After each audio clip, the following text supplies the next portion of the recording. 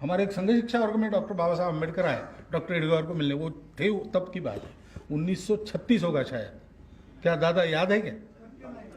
39, उनके जाने के 1 साल पहले अचानक आया भोजन के समय।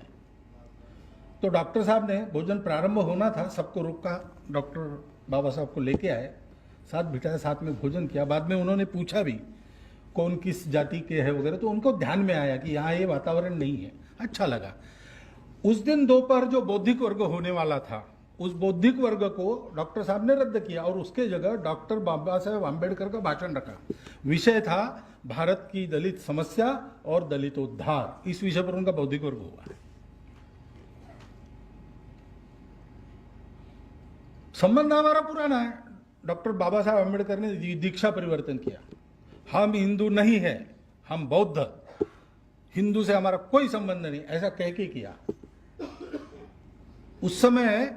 और हमारी क्या प्रतिक्रिया थी?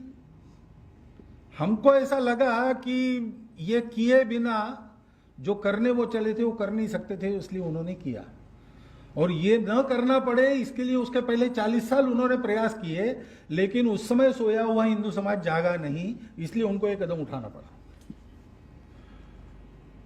संत गाडगे महाराज के साथ बाबा साहब अम्बेडकर को उनको मिलने के लिए गए थे ये पक्का होने के बाद, तो गाडगे महाराज ने भी उनको कहा कि इस निर्णय का पुनर्विचार नहीं हो सकता था। डॉक्टर अम्बेडकर ने साफ कहा नहीं हो सकता, तो उन्होंने मान लिया, कुछ बोले नहीं।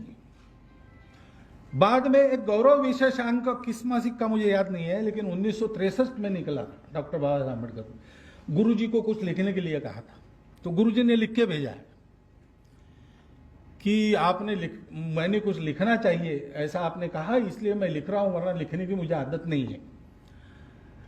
मुझे लगता है कि स्वामी विवेकानंद ने ऐसा कहा कि आदि शंकराचार्य की प्रज्ञा और बुद्ध के हृदय की करुणा, इनका संगम अपने में रखने वाला कोई व्यक्ति भारत में होना चाहिए, तब इस समाज को दिशा मिलेगी।